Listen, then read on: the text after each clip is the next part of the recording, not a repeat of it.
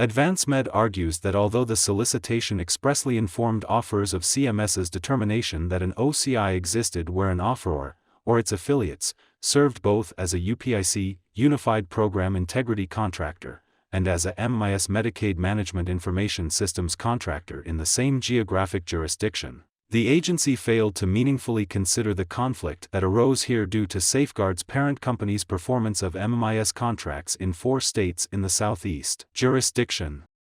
Our office reviews the reasonableness of a contracting officer's OCI investigation and, where an agency has given meaningful consideration to whether a significant conflict of interest exists, we will not substitute our judgment for the agency's, absent clear evidence that the agency's conclusion is unreasonable. In this regard, the identification of conflicts of interest is a fact-specific inquiry that requires the exercise of considerable discretion.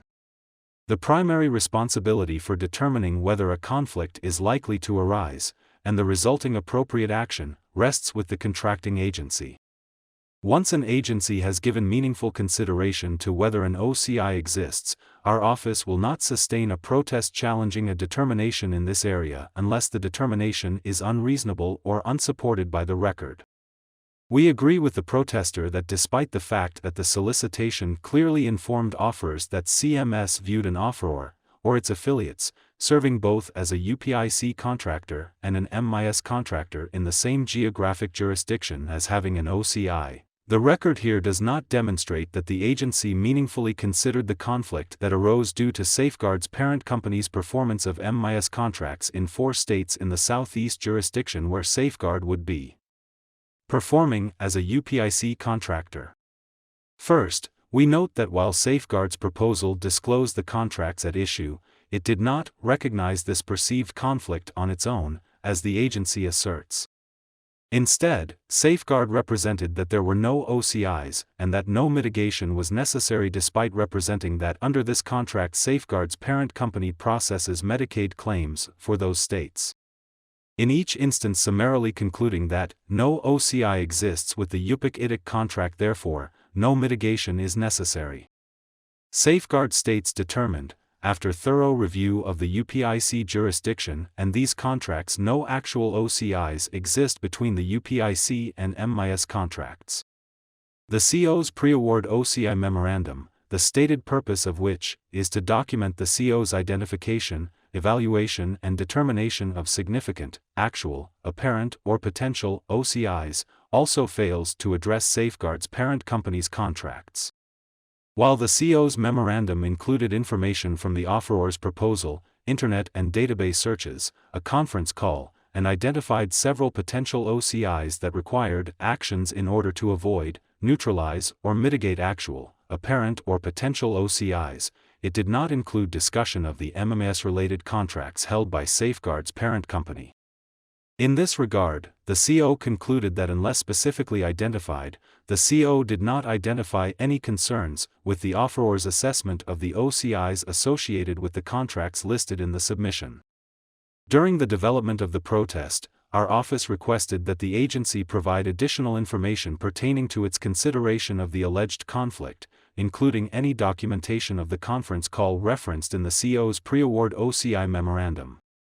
In response, the agency pointed to an email in which CMS asked Safeguard to verify whether the Florida and Georgia Medicaid contract support has changed, and Safeguard's response.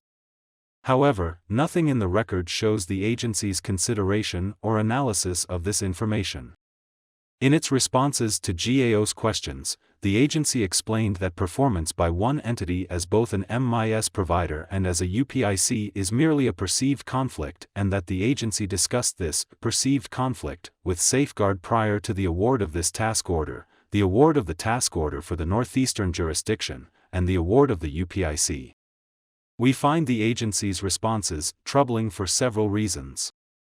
First, the agency's characterization of these types of conflicts as merely presenting a perceived conflict is inconsistent with the clear language of the solicitation, which states that they present a conflict. Further, to the extent the agency considered this issue during the award of the Northeastern Jurisdiction Task Order, as it pertained to the potential conflicts that may have occurred due to Safeguard's parent company's performance of MMIS contracts in that jurisdiction. Again, the identification of conflicts of interest is a fact-specific inquiry. Thus, to the extent that the agency may have considered a similar type of conflict in the award of a task order in a different jurisdiction does not discharge its obligation to meaningfully consider whether a significant conflict of interest exists for this specific procurement. On this record, we cannot find that CMS clearly gave meaningful consideration to the potential for conflicts of interest, and that the record here is replete with solid analysis of the potential for concern with regard to the awardee's conflict of interest, as argued by the agency.